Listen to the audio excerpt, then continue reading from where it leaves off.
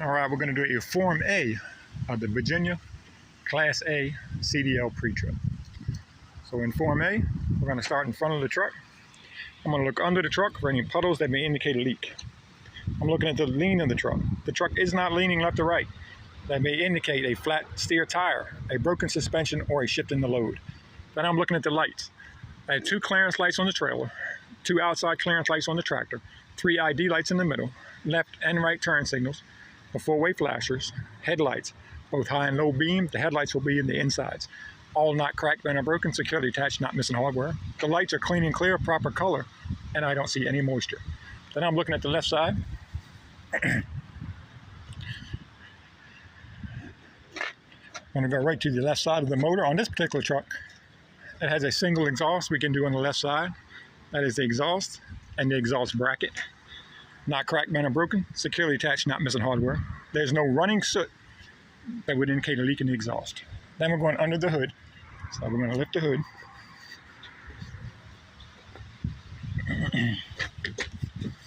Always walk it up from the side.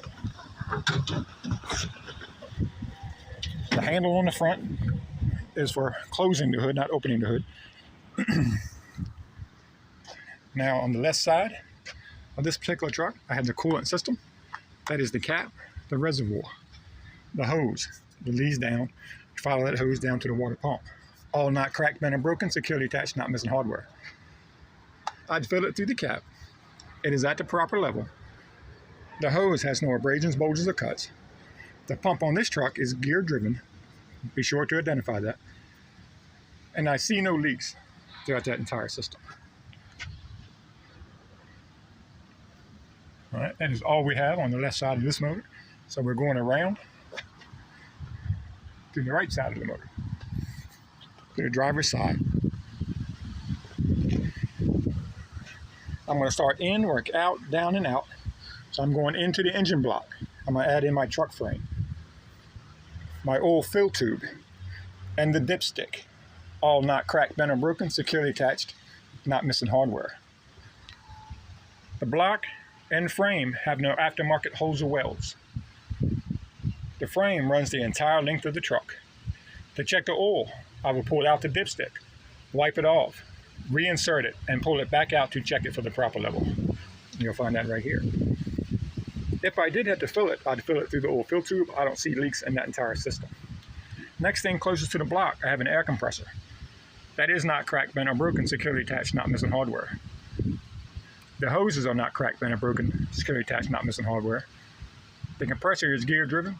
The hoses have no abrasions, bulges, or cuts, and I hear no leaks in the entire system. Over here is the alternator. Belt, alternator, and wires, not cracked, bent, or broken, securely attached, not missing hardware. The wires in the belt not cut dry, rotted, or frayed. The wires have no electrical damage. The belt no more than 3/4 of an inch of pull or play. It is belt driven. Coming out, we have the power steering system.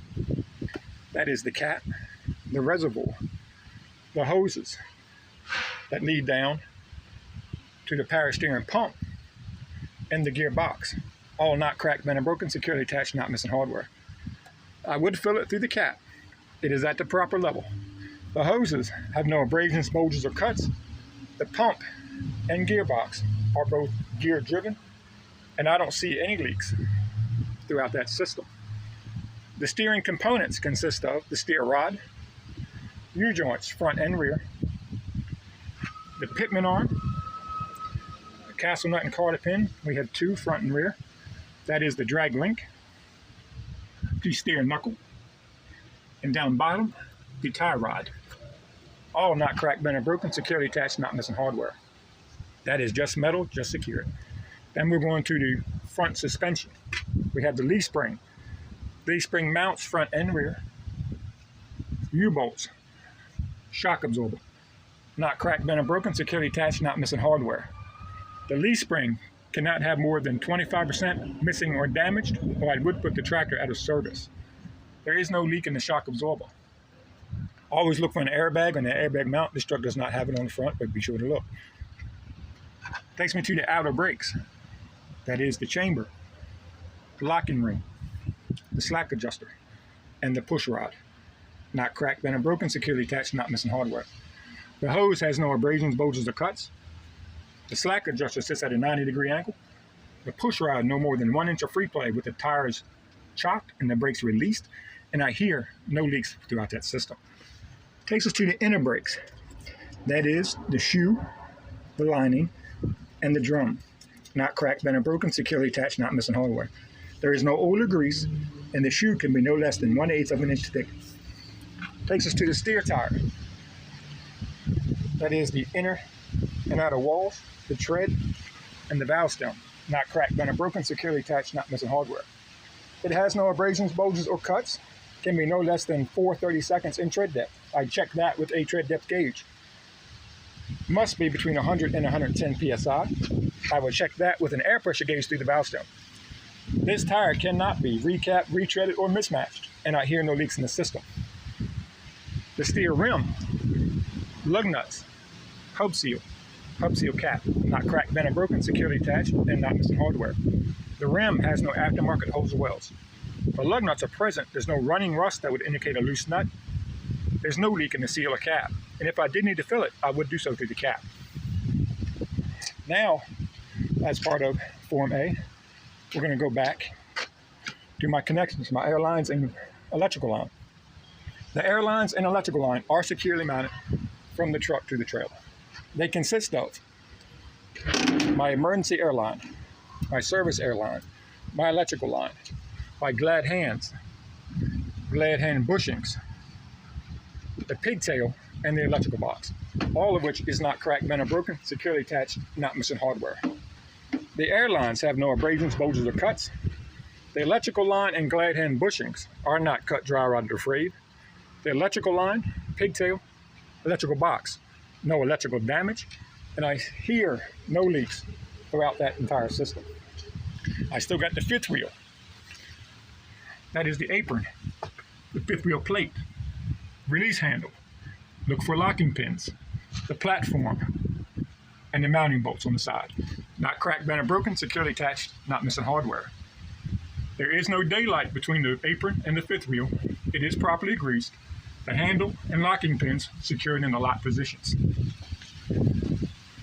That takes us around. We're going to go up under the truck. Look up inside of the fifth wheel. My locking jaw is secure around the shank of the kingpin. They are not cracked, bent, or broken, securely attached, and not missing hardware. At this point, that is all of Form A of the exterior. We're going to go into the in cab. That requires us to put down the hood. So the first thing we're going to do is lower the hood.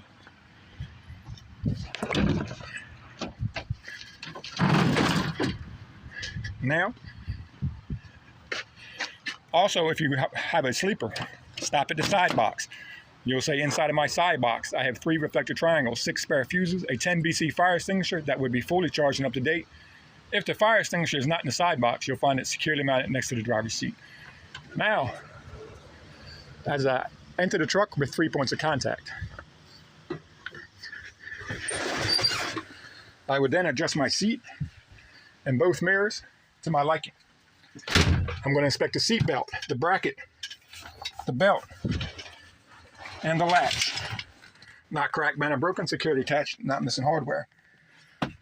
The belt is not cut, dry, rotted, or frayed. It does latch and unlatch properly. I'm going up to the windshield. The windshield, the gasket, the wipers, bracket, wiper, and blade, all not cracked, bent, or broken, securely attached, not missing hardware. The window gasket and wiper blade, not cut, dry, rotted, or frayed. The window itself is clean and clear. Dash, floorboard, clean and clear of debris. Instrument panel, not cracked, bent, or broken, securely attached, not missing hardware. Clean and clear. At this point, I would perform a safety start. So I would engage the clutch, cover the brake. I need to confirm that I'm in neutral and that both buttons are set. I will then turn the key to the on position. Wait 3 to 4 seconds for the truck to synchronize. You're going to hear 2 rounds of double clicks. I would then start the truck. I can release the pedals. I'm going to go here and work straight line back at me. So I'm going to go check the windshield wipers. The wipers are working. The washer fluid's working properly. Then I'm going to the gauges. I have the oil pressure gauge, the coolant temperature gauge, the voltage meter, the fuel, depth if it has it, air, primary and secondary. All gauges are rising properly. The voltage should read between 12 and 15 volts. The air should rise to 125 or the governor releases. I would then check the indicator lights. That would be my left and right turn signals. My four-way flashers. My headlights, high low beam indicator working properly. I will then come out to the city horn and the highway horn. They are working properly. I will turn on the heat and defrost. The defrost and the heat are working properly. At this point, I'm waiting for the pressure to build.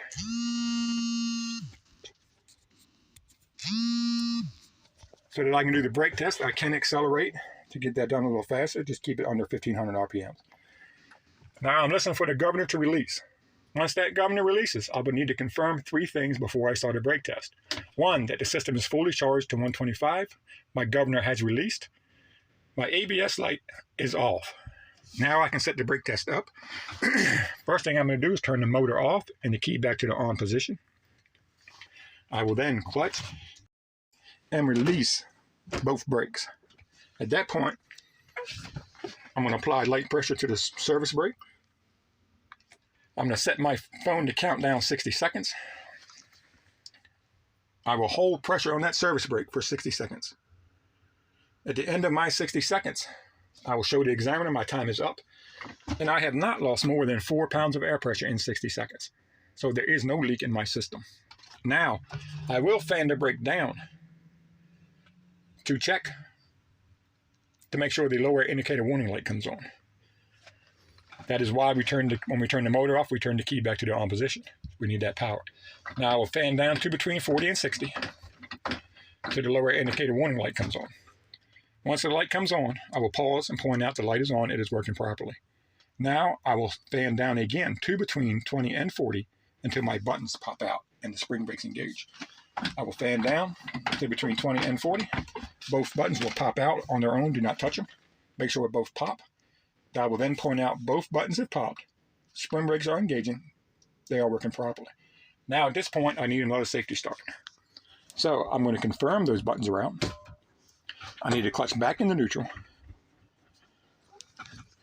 and restart the truck. Now that the truck is running, we're just going to build the pressure back to 125 till we get a full charge. We're going to hold it, accelerate a little bit until we hear the governor release. Once the governor release, we'll announce again that the air is fully charged. I'm at 125. My governor has released and confirmed the ABS light is off. At this point, we're going to do what we call the tug test. I'm going to check the trailer first. You can do either one you want. I will leave out the red trailer button and release the tractor button. I will clutch in a little gear. Ease off that clutch just a little bit. Make sure your foot is not on the service brake. Just to feel a little tug, clutch back in.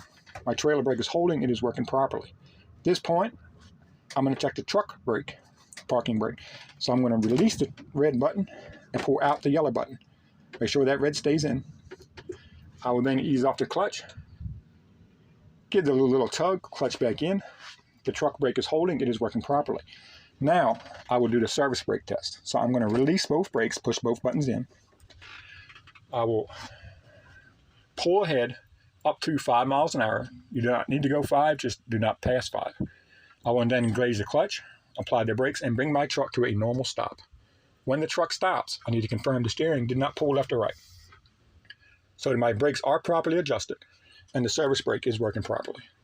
At this point, I need to secure the truck, so I will go back to neutral, set the brakes. I can shut the motor off. Now the brake test is over. The truck is secure. I will ask the instructor for assistance in checking the exterior lights. All right, we secure them outside. We make sure they're not broken, that they're proper color and no moisture. Now we need to make sure they work. So the examiner will get out. Now we'll walk him through the lights. First thing I'm going to do is turn all the headlights on and confirm. My clearance lights on truck and trailer, my 3 ID lights are all already lit and working. I will then turn on the left and right turn signals, the 4-way flashers, the headlights, high and low beam. Then as he walks down the side of my truck, I will ask him to check any fender light or step light. Down the side of my trailer, he should look at the side marker and rear side marker. It should be already lit. The rear of the tractor itself, I would have him Look for the tail lights to make sure they're lit and working. I would check the left and right turn signals, the four-way flashers, the brake lights, and the reverse light. As he goes around the rear of my trailer, my tail lights, my tag light, my free ID lights should all already be lit and working. I would then check the left and right turn signals, the four-way flashers, the brake lights. Now all lights are working properly. That is the end of my pre-trip inspection.